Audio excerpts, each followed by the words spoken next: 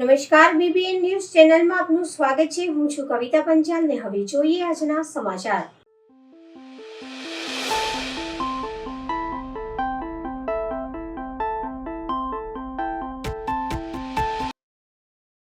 જ્યારથી સુરસાગર તળાવ નવીનીકરણ કરવામાં આવ્યું છે, માછલી મારવાની ઘટના બનતું જાય છે. હવે મેન્યુઅલ પ્લેટનની ઓટોમેટિક પ્લાન્ટ બનાવવામાં આવ્યું છે. ડેપ્યુટી સિટી એન્જિનિયર ધાર્મિક દવે 15 જેટલા ઓક્સિજન ડિફ્યુઝર્સ મૂકવામાં આવ્યા છે. પહેલા 9 ઓક્સિજન ડિફ્યુઝર્સ હતા, આજે સુરસાગર ખાતે ઇન્સ્ટોલ કરવામાં આવ્યું છે. કોર્પોરેશન દ્વારા સુએઝ ડિપાર્ટમેન્ટ દ્વારા આજે એરેશન સિસ્ટમનું કામ શરૂ કરવામાં આવ્યું છે. અંદાજિત 9 થી 9.5 લાખના ખર્ચમાં આ કામગીરી આપણે શરૂ કરી છે આજે ફાયર વિભાગની મદદથી. આમાં સુરસાગરમાં વિવિધ 15 લોકેશન ઉપર આ એરેશન સિસ્ટમ લગાવવામાં આવશે, જેનાથી પાણીમાં ડીઝલ ઓક્સિજનનું પ્રમાણ વધશે અને જળચર જીવોને એમાં ફાયદો થશે. પહેલાં કોન્ટ્રાક્ટર દ્વારા કરવામાં આવતું હતું ઓક્સિજન અંદર એ કરવામાં, આ કઈ રીતની પ્રક્રિયા છે અને શું કહેવાનું? પહેલાં આપણે જુદા જુદા 9 લોકેશન ઉપર એરેશન સિસ્ટમ કાર્યરત હતી કોન્ટ્રાક્ટરના માધ્યમથી, અને એમાં માણસો દ્વારા ઓપરેટ કરવામાં આવતી હતી. જ્યારે આ સિસ્ટમ આપણે ટેકનોલોજીને અપગ્રેડ કરી છે, મહાનગરપાલિકાની પોતાની સિસ્ટમ લગાવી છે અને ઓટો ઓપરેટેડ સિસ્ટમ છે. ટોટલી સિસ્ટમ જે છે મેસેજ માધ્યમથી કામ કરશે. આમાં જ્યારે પણ કોઈ પણ ટેકનિકલ ખામી કે સપ્લાય જેવા પણ જે નાના ઇન્ટરવેન્શન આવશે સિસ્ટમમાં, તો એ તરત મેસેજના માધ્યમથી અધિકારીને અપડેટ કરશે કે આ સિસ્ટમ હાલમાં બંધ થઈ છે, આ કારણથી બંધ થઈ છે, MGSL ફોલ્ટ હશે તો એના કારણે બંધ થઈ છે, કે અન્ય કોઈ ટેકનિકલ ફોલ્ટ છે તો એના કારણે બંધ થઈ છે. એટલે કે આપણે એવું કહી શકાય કે હવે માણસનું ઇન્ટરવેન્શન ના કરતાં ઓટો ઓપરેટથી તરત મેસેજ મળશે, એટલે અધિકારી જે બી એના નિભાવણીના હશે તરત એક્શનમાં આવશે અને સિસ્ટમને તરત કાર્યરત કરીશું. એમાં 1 લીટરમાં 2 થી 3 મિલીગ્રામ જેટલું ઓક્સિજન હોવું જોઈએ. એનું પ્રમાણ એટલું મેન્ટેન રાખવાનું હોય. આ સિસ્ટમથી બી આપણે એના જે ક્રાઇટેરિયા છે કે જે પાણીમાં ઓક્સિજનનું પ્રમાણ મેન્ટેન કરવાનું છે ને આપણે મેન્ટેન કરીશું. અને જે જળચર જીવોને ઓક્સિજનના અભાવને કારણે દુર્ઘટના સર્જાતા હોય તો હવે એ લોકોને પૂરતા પ્રમાણમાં ઓક્સિજન આપણે પૂરો પાડી શકીશું.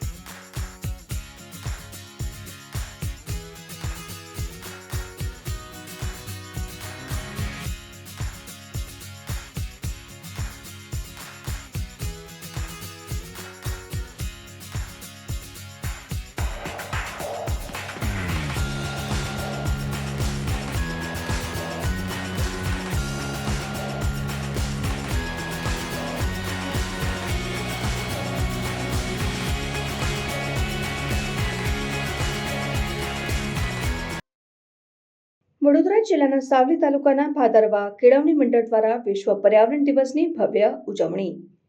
આજે ભાદરવા કેળવણી મંડળ સંચાલિત GR ભગત હાઈસ્કૂલમાં વિશ્વ પર્યાવરણ દિવસની ભવ્ય ઉજવણી કરવામાં આવી હતી. આ પ્રસંગે શૈલી એન્જિનિયરિંગ પ્લાસ્ટિક લિમિટેડ રાણિયા અને the central cooperative bank limited ભાદરવાના સહયોગથી વૃક્ષારોપણ કાર્યક્રમ યોજાયો. આ ઉજવણીમાં ભાદરવાના પર્યાવરણ પ્રેમી વિદ્યાર્થીઓ અને યુવાનો પણ ઉત્સાહભેર જોડાયા હતા. વૃક્ષોના જતન માટે પાંજરાની પણ વ્યવસ્થા કરવામાં આવી હતી, જે પર્યાવરણ સંરક્ષણ પ્રત્યેની પ્રતિબદ્ધતા દર્શાવે છે.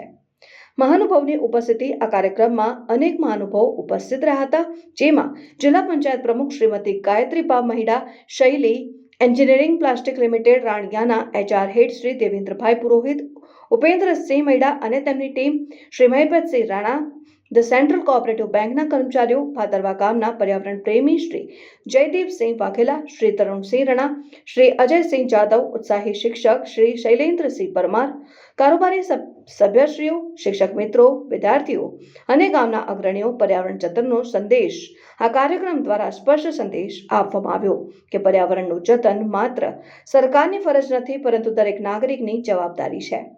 ભાદરવા કેળવણી મંડળ દ્વારા આયોજિત આ સુવ્યવસ્થિત અને સફળ કાર્યક્રમ સૌને પર્યાવરણ સંરક્ષણ માટે પ્રેરિત કરતો હતો.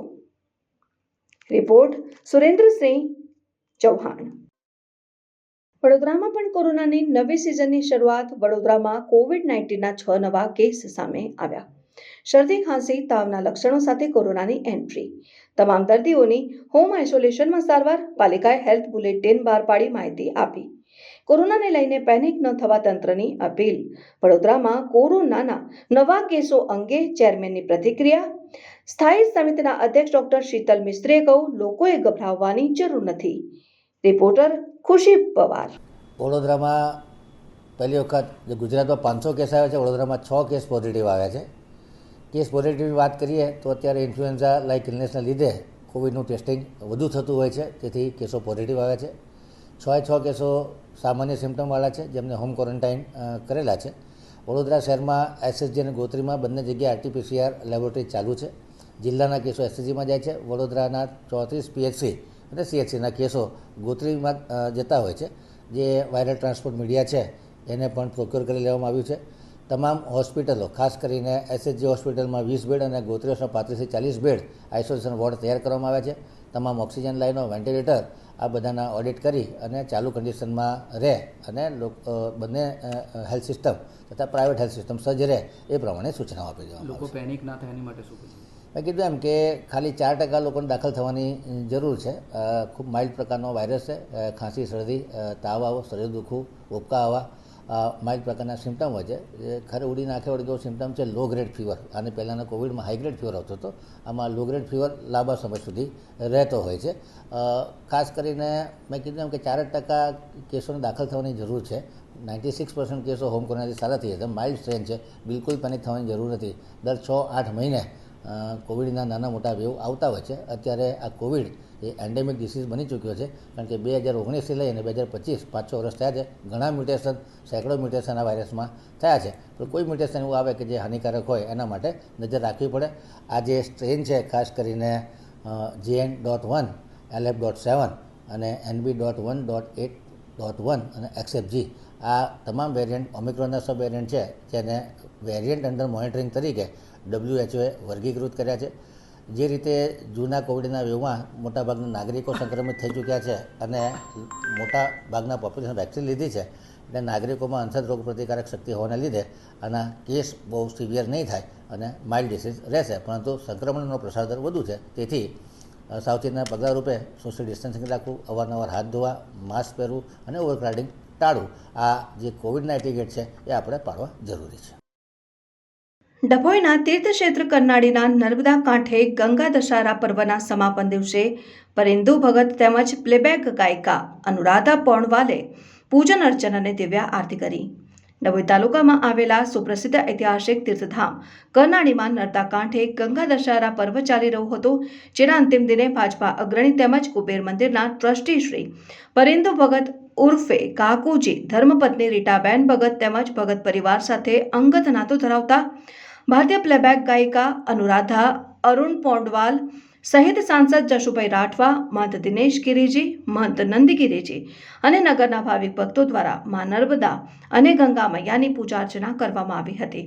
ગંગા દશહરા પર્વ કાયિક, વાચિક અને માનસિક રીતે થતા પાપ દોષોમાંથી મનુષ્યને મુક્તિ આપનારો હોય છે અને સમાપન દિને સંતો, મહંતો, અગ્રણીઓ, આગેવાનો અને ભાવિક ભક્તોએ ધાર્મિક કાર્યક્રમો તેમજ દિવ્ય આરતીમાં જોડાઈ ધન્યતા અનુભવી હતી. रिपोर्ट किंजल भट्ट, चांदोद। आज गंगा दशहरा का बहुत ही पावन दिन है। आज के दिन यहाँ नर्मदा जी की आरती करने वाले हैं, तो मुझे बहुत ही खुशी है कि मैं सभी भक्तों के साथ और काकू भाई यानी परिंदु भगत और रीटा भगत, इनके साथ आज हम आरती करने वाले हैं। तो ये एक अलौकिक मौका है, तो आप सभी हमारे साथ जुड़ जाइए। और विशेष रूप से आज विशेष दिन इसलिए भी है क्योंकि आज सुबह सुबह कुबेर भंडारी के भी दर्शन किए और रुद्राभिषेक वहाँ पर हम लोगों ने किया। तो ये दोनों मिलकर आज बहुत ही अलौकिक दिन है।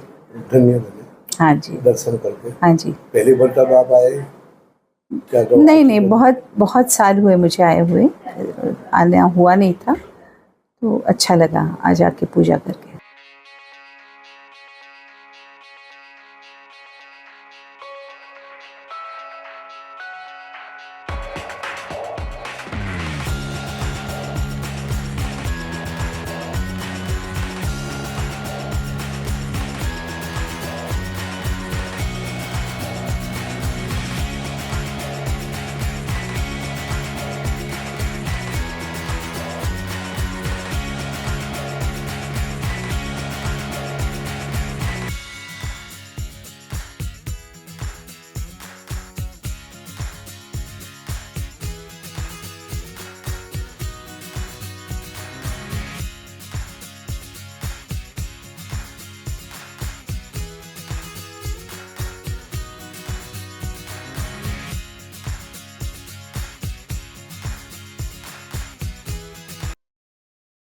જેઠ સુદ એકમથી જેઠ સુદ દશમ સુધીના 10 દિવસ દરમિયાન ઉજવાતા ગંગા દશહરા મહોત્સવની ગુરુવારે સંધ્યાકાળે તીર્થક્ષેત્ર ચાંદોદ ખાતે ભક્તિ સભર પૂર્ણાહુતિ થઈ. મહોત્સવના અંતિમ દિવસે રાજ્ય શિક્ષણ મંત્રી શ્રી કુબેરભાઈ ડિંડોર, ધારાસભ્ય શૈલેષ મહેતા સહિતના મહાનુભાવોએ તેમજ હજારો ભાવિકોએ પૂર્ણાહુતિ પૂજન મહાઆરતીમાં જોડાઈ ધન્યતા અનુભવી. જેઠ સુદ એકમ તારીખ 27 મેથી તીર્થક્ષેત્ર ખાતે પ્રારંભ થયેલા 10 દિવસીય ગંગા દશહરા મહોત્સવની 5મી જૂન ગુરુવારની સાંજે નર્મદા કિનારાના પ્રસિદ્ધ મલ્હારરાવ ઘાટે સમાપન થયું. મહોત્સવના 10 દિવસ દરમિયાન ગુજરાતભરમાંથી લાખો શ્રદ્ધાળુઓ આ પર્વનો ધાર્મિક લાભ લેવા ઉમટ્યા હતા અને ગુરુવારે આ પર્વના અંતિમ દિવસે પણ હજારો ભાવિક ભક્તો સહિત ગુજરાત રાજ્ય શિક્ષણ મંત્રી શ્રી કુબેરભાઈ ડિંડોર, ધારાસભ્ય શૈલેષભાઈ મહેતા સહિતના અગ્રગણ્ય મહાનુભાવો અને સંતો મહંતો ધાર્મિક કાર્યક્રમોમાં જોડાયા હતા. મહોત્સવના 10 દિવસ દરમિયાન ચાંદોદના નર્મદા કિનારે પ્રસિદ્ધ મલ્હારરાવ ઘાટના કિનારે શ્રદ્ધા, ભક્તિ અને પરંપરાનો સુભગ સમન્વય રચાયો. આ સનાતન હિન્દુ સંસ્કૃતિનું આસ્થાનું કેન્દ્ર છે. જ્યારે કહેવાય છે કે ગંગામાં સ્નાન કરવાથી પાપોનું દૂર થાય છે, તાપીમાં તર્પણ કરવાથી પાપોનું દૂષણ થાય છે, અને અહીંયા નર્મદા મૈયાના માત્ર દર્શન કરવાથી પાપોનું હરણ થાય છે. એવો આ ચાણોદનું આ ધામ છે. અહીંયા તર્પણ આપણા પૂર્વજો બધા જ એના તર્પણ કરવા માટે પણ અમારા આદિવાસી સમાજના અને જનરલી બધા જ હિન્દુ સમાજના વડીલો અહીં આવતા હોય છે. આજે આ ચાણોદ મુકામે 10 દિવસીય જે પર્વ ગંગા દશરાનું ધામધૂમથી જે ઉજવણી થઈ, અને દરરોજ સાંજે અહીંયા આ ગંગા દશરાની આરતી જે થઈ, એમાં આપણા અબાલ વૃદ્ધ વડીલો, જે ધર્મપ્રેમી, પ્રજાપ્રેમી, કલાપ્રેમી, સંસ્કૃતિપ્રેમી, મારા બધા જ ધર્મપ્રેમી લોકો એમાં સહર્ષ ભાગ લીધો છે. આજે પણ મોટી સંખ્યામાં બધા વડીલો અહીં ઉપસ્થિત રહ્યા, અને આજે છેલ્લો અંતિમ દિવસ હતો. અંતિમ દિવસે હું પણ આ જે આરતીનો લાભ લેવા માટે પધાર્યો છું, અને એમાં મારા સાથી ધારાસભ્ય શ્રી શૈલેષભાઈ, અમારા સાંસદ શ્રી જસુભાઈ રાઠવાજી પણ પધાર્યા હતા, અને બધા જ અમારા અહીંયા પદાધિકારી, અધિકારી અને બધા જ મિત્રો અને અમારા સંતો મહંતોના દર્શન કરીને આરતીનો અમે લાભ લઈને અમે પણ હું પણ ધન્યતાનો અનુભવ કરું છું. સૌભાગ્ય મારું એ છે કે મને પણ પરમ સૌભાગ્ય આ ગંગા નર્મદા માતાના આરતીના દર્શન કરવાનો મને પણ લાભ મળ્યો, અને આરતી ઉતારવાનો લાભ મળ્યો. હું પણ સદભાગ્ય છું, અને મારા જીવનનો આ એક એવું ક્ષણ છે, આ ઘડી મારા માટે ધનભાગ્ય છે. અને નર્મદા માતાના મૈયાના ચરણોમાં હું ચરણવંદન કરું છું, અને નર્મદા માતા સર્વનું કલ્યાણ કરે, બધા જ આગળ વધે, સુખ શાંતિ સમૃદ્ધિ તમામને પ્રાપ્ત થાય એવી શુભેચ્છા. ધન્યવાદ. આગેવાનો દ્વારા આ આયોજન કરવામાં આવે છે. જેઠ સુદ એકમથી જેઠ સુદ દશમ એટલે કે ગંગા દશહરા, અને આ 10 દિવસ માં નર્મદાને મળવા માં ગંગાજી આવતા હોય છે. અને આ ગંગા દશેરાનું એક અલગ જ મહત્ત્વ છે. અહીંયા જેમ કહેવામાં આવ્યું કે ગંગામાં સ્નાન કરવાથી, તાપીનું તર્પણ કરવાથી અને મા નર્મદાના દર્શન કરવાથી એક સરખું પુણ્ય મળતું હોય છે. હું તો સદભાગી એટલો છું કે આ વિસ્તારનો ધારાસભ્ય છું. આ વિસ્તારની સેવા કરવાનો, મા નર્મદાની સેવા કરવાનો, અને ખરેખર તો નર્મદાનો નિવાસી પણ છું કે સિનોર મારું વતન છે, એ નર્મદા કાંઠે છે.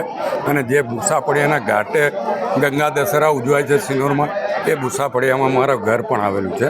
પણ જ્યારથી અહીંયાનો ધારાસભ્ય થયો છું ત્યારથી ગંગા દશેરાની શરૂઆત અને પૂર્ણાથી બંને મારી હાજરીમાં અહીંયા કરવામાં આવે છે. એટલે સદભાગી છું કે મા નર્મદાના ચૂંદડી અર્પણ કરવાની હોય, આનો અભિષેક કરવાનો હોય, માની આરતી ઉતારવાની હોય, એ તમામ સદભાગ્ય મળે છે. અને આ તમામ સદભાગ્ય અને આ પુણ્ય આ દર્ભાવતી નગરીને, દર્ભાવતી તાલુકાની તમામ પ્રજાને અર્પણ કરું છું. અને મા નર્મદાને પ્રાર્થના કરું છું કે દર્ભાવતી નગરી, દર્ભાવતી તાલુકો અને નર્મદા કાંઠા પર રહેતા તમામ લોકો પર સુખ શાંતિ સમૃદ્ધિની કૃપા વરસાવે.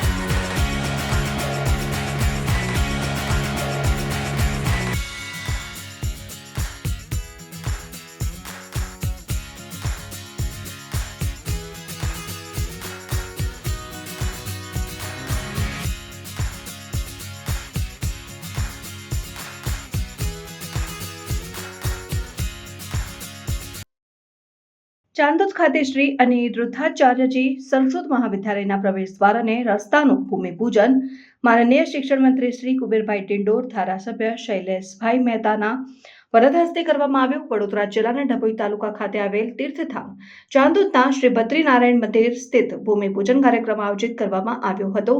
શ્રી અનિરુદ્ધાચાર્યજી સંસ્કૃત મહાવિદ્યાલયના પ્રવેશ દ્વારનું ભૂમિપૂજન તથા મહાવિદ્યાલય માટે બનતા રસ્તાનું ભૂમિપૂજન માનનીય શિક્ષણ મંત્રી શ્રી કુબેરભાઈ ડિંડોર તથા માનનીય ધારાસભ્ય શ્રી ડભોઈ વિધાનસભા શૈલેષભાઈ મહેતાના વરદ હસ્તે કરવામાં આવ્યું.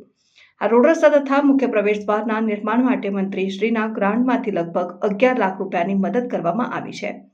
વૈદિક મંત્રોચ્ચાર તથા પ્રાર્થનાથી ભૂમિપૂજનનો પ્રારંભ થયો હતો. આ કાર્યક્રમ દરમિયાન માનનીય શિક્ષણ મંત્રી શ્રી કુબેરભાઈ ડિંડોરે ચાંદોદની ગ્રામ પંચાયત તથા સંસ્કૃત મહાવિદ્યાલયના પરિવારને શુભેચ્છાઓ પાઠવી અને આધ્યાત્મિક શિક્ષણને વધુમાં વધુ લોકો સુધી પહોંચાડવાનું આહવાન કરવામાં આવ્યું. મંત્રીશ્રીએ પુણ્ય અને સેવાના કાર્યમાં સહભાગી કરવા બદલ આભારની લાગણી વ્યક્ત કરી હતી. તો ડભોઈના ધારાસભ્ય શ્રી શૈલેષભાઈ મહેતાએ પણ શુભેચ્છાઓ પાઠવી અને આવનારા સમયમાં સંસ્કૃત મહાવિદ્યાલયને નાનામાં નાની જરૂર પડે ત્યારે મને યાદ કરજો, ચાંદોદે મારો પરિવાર છેનો અંતર્ભાવ વ્યક્ત કર્યો હતો. આ પ્રસંગે શિક્ષણ મંત્રી કુબેરભાઈ ડિંડોર તેમજ ચાંદોદ ગ્રામ પંચાયત દ્વારા ધોરણ 12 સામાન્ય પ્રવાહમાં બીએન હાઈસ્કૂલ તેમજ શિનોર સેન્ટરમાં પ્રથમ ક્રમાંક પ્રાપ્ત કરનાર વિદ્યાર્થીની પટેલ અપેક્ષા પ્રથમેશભાઈ તેમજ ધોરણ 10 સારા પરિણામ સાથે શાળામાં પ્રથમ ક્રમાંક પ્રાપ્ત કરનાર ખુશ્બુ અનિલભાઈ પંચાલનું બહુમાન કરાવું. આ સમસ્ત કાર્યક્રમમાં માનનીય શિક્ષણ મંત્રી શ્રી કુબેરભાઈ ડિંડોર તથા ધારાસભ્ય શ્રી શૈલેષભાઈ મહેતા સહિત છોટાઉદેપુરના સાંસદ શ્રી જસ્સુભાઈ રાઠવા, 1008 મહામંડલેશ્વર સ્વામી શ્રી શૈલેષાનંદજી વેદપાઠીજી મહારાજ, વેદપાઠીજી ચાંદોદના મહિલા સરપંચ શ્રી દીપ્તિબેન સોની, સંસ્કૃત મહાવિદ્યાલયના આચાર્ય શ્રી સંજયભાઈ જોશી તથા અન્ય સભ્યો, વડોદરા જિલ્લા કેળવણી મંડળ પ્રમુખ શ્રી શશિકાંતભાઈ પટેલ, વડોદરા જિલ્લા શિક્ષણ અધિકારી શ્રી મહેશભાઈ પાંડે સહિત ચાંદોદ ગ્રામ પંચાયતના સભ્યો અને ગ્રામજનો ઉપસ્થિત રહ્યા હતા. રિપોર્ટ કિંજલ ભટ્ટ, ચાંદોદ. સૌને મારા નમસ્કાર. નર્મદા મૈયા કી જય. નર્મદા માતાને નમસ્કાર કરું છું. આજે ગંગા દસરાનો પવિત્ર જે સંગમ જ્યાં ચાલી રહ્યો છે, આજે છેલ્લો દિવસ છે, એમાં આરતીમાં અમે સહભાગી થવાના છે. અને સવિશેષ આપણા અનિરુદ્ધાચાર્ય સંસ્કૃત પાઠશાલા અહીંયા ચાલતી હતી, એનું નવીન મકાન બને એના માટેની વ્યવસ્થા પણ અહીંયા કરી છે. અને સવિશેષ અમારા અહીંયા લોકપ્રિય ધારાસભ્ય સન્માનીય શૈલેષભાઈના મદદથી અહીંયા ગેટ અને રસ્તો આ સંસ્કૃત પાઠશાલાને અર્પણ કર્યો છે. અને એમાં અમારા ગ્રામના અગ્રગણ્ય નાગરિકો, ઠાકોરભાઈ છે, સરપંચશ્રી અને પૂરીમની ટીમ સાથે મળીને આવનારા સમયમાં આપણી ભારતીય સંસ્કૃતિનું જે રક્ષણ કરનારી જે આપણી ભાષા જે છે સંસ્કૃત ભાષા, એનું જતન થાય અને સંવર્ધન થાય એના માટેના પ્રયત્નો સંસ્કૃત પાઠશાળાના માધ્યમથી થવાના છે. અને એમાં પણ સહયોગી આવનારા સમયમાં બધા જ બનીશું. સરકાર તરફથી તમામ વ્યવસ્થાઓ સંસ્કૃત સાધના પોલિસી બનાવીને આપણી ગુજરાતમાં ચાલતી જે 33 પાઠશાલાઓ હતી, એ દાનથી ચાલતી હતી, એને માનનીય મુખ્યમંત્રીશ્રીના માર્ગદર્શન હેઠળ હવે એને આપણે ગ્રાન્ટ આપીને અને નિભાવ ખર્ચ આપીને આપણી સંસ્કૃત માટે, આપણી સંસ્કૃત પાઠશાળાઓને નિભાવ ખર્ચ આપીને સરકાર એની મદદ કરવા જઈ રહી છે. અને એવા સમયે અહીંયા જે ચાણોદ જે છે હિન્દુ સમાજનું આસ્થા કેન્દ્ર છે, લોકો અહીંયા પોતાના પૂર્વજોને અહીંયા જે અસ્થિવિજન માટે અહીંયા આવે છે, તર્પણ કરવા માટે આવે છે. એ આ ભૂમિ છે, આ તપોભૂમિ છે, એ ધરતી પર આ પાઠશાળા જ્યારે નિર્માણ પામવાની છે ત્યારે મારી ઢેર સારી શુભકામનાઓ છે અને એમાં બધા સહયોગી બને એવી શુભેચ્છા. ધન્યવાદ. બાજવા જનની જનરલ સર્જિકલ હોસ્પિટલમાં 8 મહિના સુધી સોનોગ્રાફી કર્યા પછી પણ પ્રસૂતિ બાદ બાળક એક હાથના હોવાથી પરિવારજનો હંગામો, ડોક્ટર ઉપર બેદરકારીનો આરોપ. બાજવા ગામ મહિલા 8 મહિના સુધી જનરલ સર્જિકલ હોસ્પિટલમાં દવા ચાલતી હતી અને સોનોગ્રાફી પણ કરવામાં આવતી હતી. જ્યારે બાળકનો જન્મ થયો ત્યારે બાળકનો એક હાથ ન હોવાથી પિતા રાહુલ જગદીશભાઈ ગોહિલ અને પરિવાર સીધો જ હોસ્પિટલ પહોંચી ગયો અને ડોક્ટર વસંત શ્રોફ પર બેદરકારી આરોપ મૂક્યો હતો. જ્યારે પીડિતા પરિવાર ડોક્ટરને કહેવા ગયા ત્યારે ડોક્ટરનો પુત્ર દંડો લઈને મારવા દોડી આવ્યો હતો. બાદમાં ફરિયાદને આધારે પોલીસ ડોક્ટર અને તેના પુત્રની જવાહરનગર પોલીસે ધરપકડ કરી અને આગળની કાર્યવાહી કરી હતી. મારું નામ રાહુલ ગોહિલ છે. મારી વાઈફની અહીંયા આગળ 8 મહિના સુધી દવા ચાલુ હતી. 8 મહિના સુધી ડોક્ટર વસંત શ્રોફે દવા ચાલુ રાખી. પછી મારી વાઈફની ડિલિવરી મેં આંકલાવ કરી. 8 મહિના દરમિયાન મારી અહીંયા આગળ જે દવાઓ ચાલી એમાં સોનોગ્રાફી કરેલી, મોટી સોનોગ્રાફી. ખોડ કાપવાની, જ્યારે જે બધું વસ્તુ તે ડોક્ટરે કરી, અત્યારે મારો બાળક જન્મ થયો ત્યારે મારા બાળકને હાથનું એક કાંડું નથી, ત્યારે ડોક્ટર સોનોગ્રાફીની અંદર એવું કશું કીધું નથી અને અમને કોઈ જાણ નથી કરી. અત્યારે પૂછવા આવ્યા છે તો એમનો છોકરો અમને મારવા માટે લાકડી લઈને આવ્યો અને ડોક્ટર કે આવી જાણકારી ના ખબર પડે. હાલમાં કોઈ પણ 10 ડોક્ટરને મેં પૂછીને આવ્યો કે ડોક્ટરે એવું કીધું કે સોનોગ્રાફીમાં છોકરાને કેવી મુવમેન્ટ છે, શું છે, એની આ બહાર વાળું હાથનું કાંડીની બધી જ જાણકારી ખબર. તો એ ડોક્ટરની ભૂલ છે અને મારી બધાને એક જ વિનંતી છે કે આ ડોક્ટર અહીંયા આગળ જનની હોસ્પિટલમાં કોઈ આવું નહીં, કારણ કે આ ફરજી ડોક્ટર છે, આ નકલી ડોક્ટર છે, કારણ કે કોઈ શું પણ ધ્યાન નથી આપતો. જ્યારે સોનોગ્રાફી કરતો ત્યારે મારી મમ્મીએ પૂછ્યું કે ડોક્ટર બધું ઓકે છે, તો મોબાઈલ લઈને ઈયો બેસી રહ્યો, ત્યારે ડોક્ટરને કશું પણ નથી કીધું. એ સોનોગ્રાફી વાળા ડોક્ટર અને આ બંનેની મિલીભગત લઈ અને મારા છોકરાનું ભવિષ્ય અત્યારે બરબાદ કરી નાખ્યું છે. અત્યારે મારી આગળની વાત જે આગળના કાનૂની પ્રમાણે અને જે હોય એ પ્રમાણે કાનૂની કાયદા પ્રમાણે એની કાર્યવાહી થાય અને ભવિષ્યમાં આવી કોઈ છોકરાઓની બરબાદ જિંદગી ના થાય એના માટે સરકારની કાયદેસરની કાર્યવાહી થાય. એની મારી એક રિક્વેસ્ટ સરકારને પણ એ છે કે એ ડોક્ટરની અંદર જે ડિગ્રી છે એ સાચા ડોક્ટરની ડિગ્રી છે, એના એક્સપિરિયન્સ પ્રમાણે છે, એ પણ ચેક કરવા વિનંતી.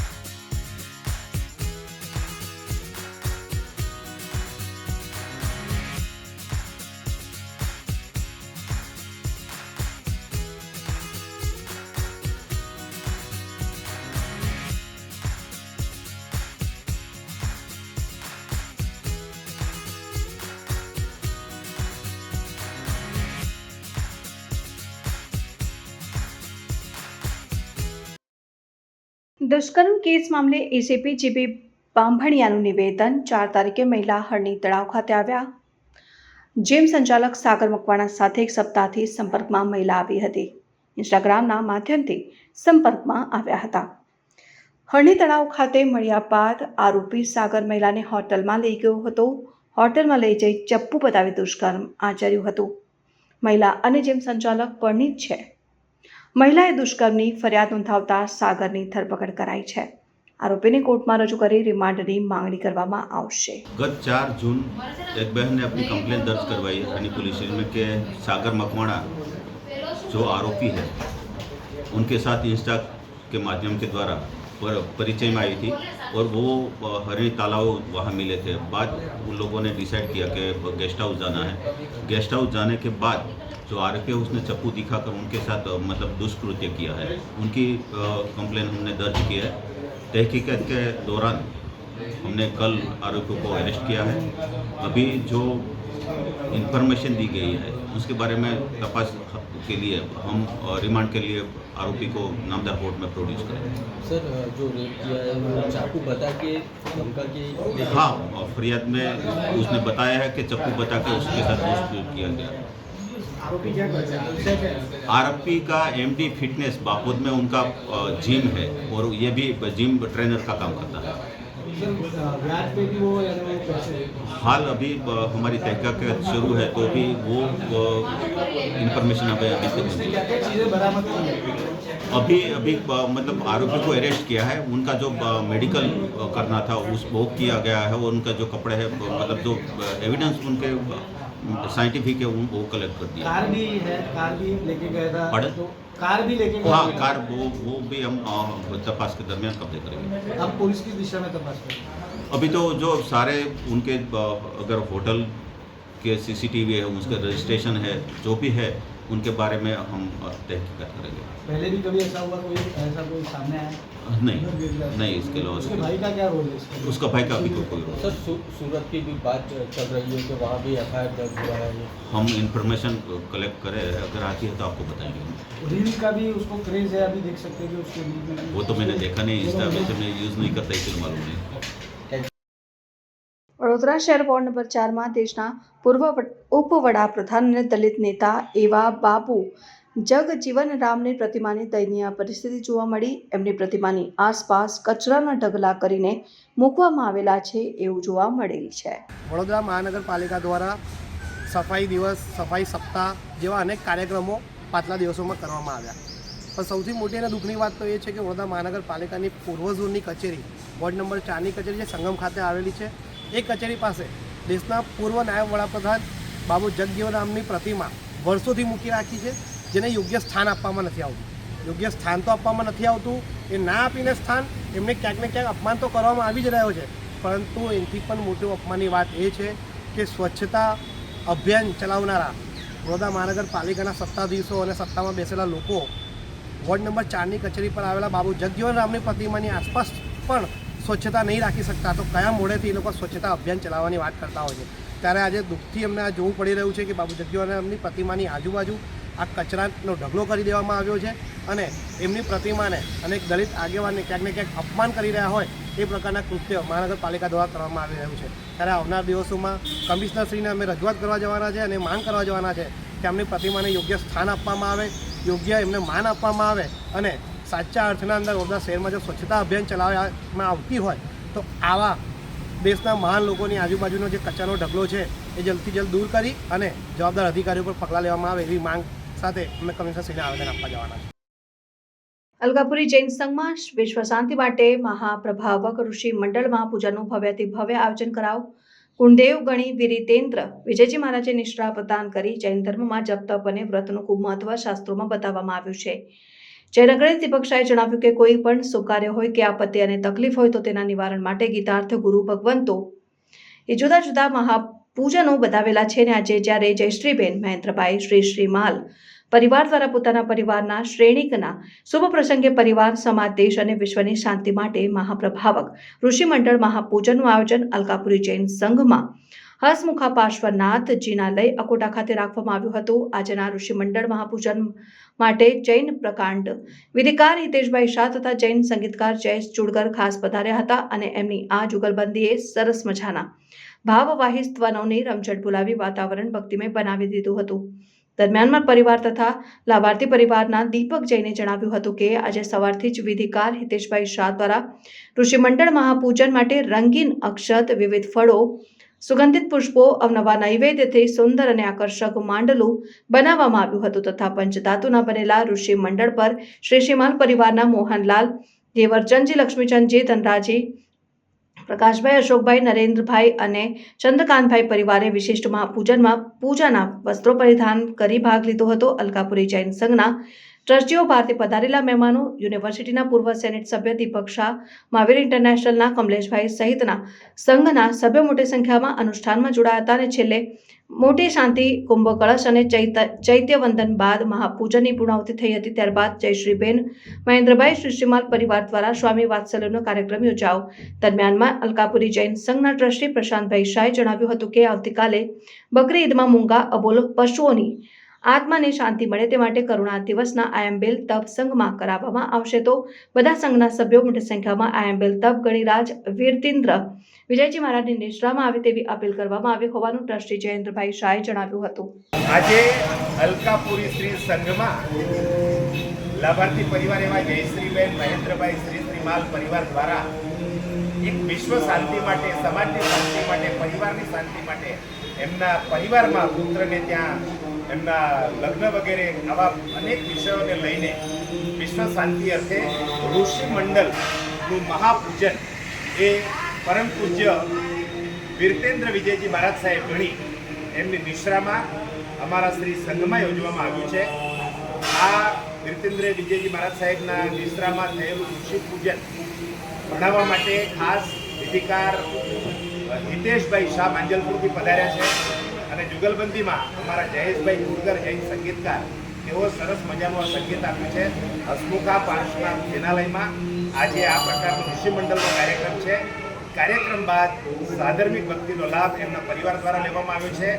આવતીકાલે 7મી તારીખે બકરી ઈદ અને ઘણા બધા અબોલ પશુઓની હત્યા થવાની છે, ત્યારે જૈન સમાજ દ્વારા આંબેલ કરવાની એક આહલેખ જગાવવામાં આવી છે. એટલે બધા લોકો આંબેલ પોતપોતાના સંઘમાં કરશે. અમારા અલકાપુરી શ્રી સંઘમાં પણ આંબેલનું આયોજન છે, એટલે બધા લોકો આની અંદર જોડાય એવી અમારી જય હિન્દ. મળીશું આ સમયે આ ચેનલ પર. ત્યાં સુધી સમગ્ર BBN ન્યૂઝ ચેનલની ટીમને રજા આપશો. નમસ્કાર.